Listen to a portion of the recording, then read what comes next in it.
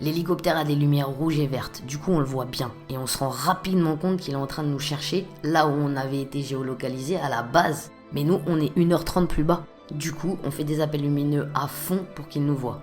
Et là, d'un coup, gros spot de lumière sur nous.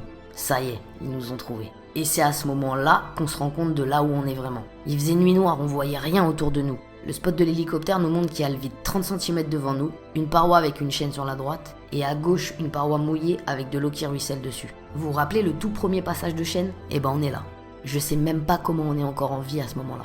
L'hélicoptère commence une manœuvre à gauche, mais ça fonctionne pas. Il reprend un peu l'altitude et recommence la manœuvre. Mais il y a un vent de malade, ça fonctionne toujours pas. À ce moment-là, je me mets à flipper de fou. Imagine, on a fait venir les secours et ils se crachent à cause de nous. L'angoisse absolue.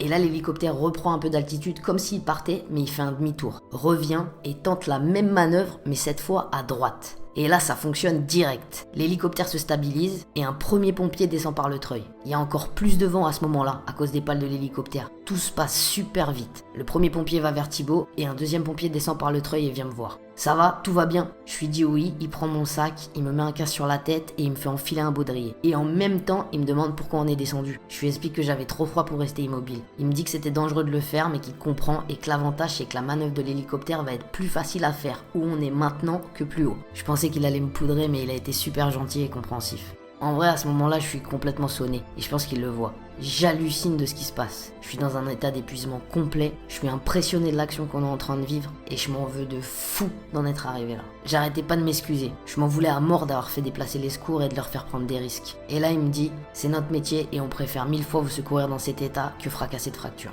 Je continue de m'excuser et il me dit en souriant, si vous payez des impôts, maintenant vous savez pourquoi. Et bizarrement, à partir de là, j'ai compris qu'on était pris en charge.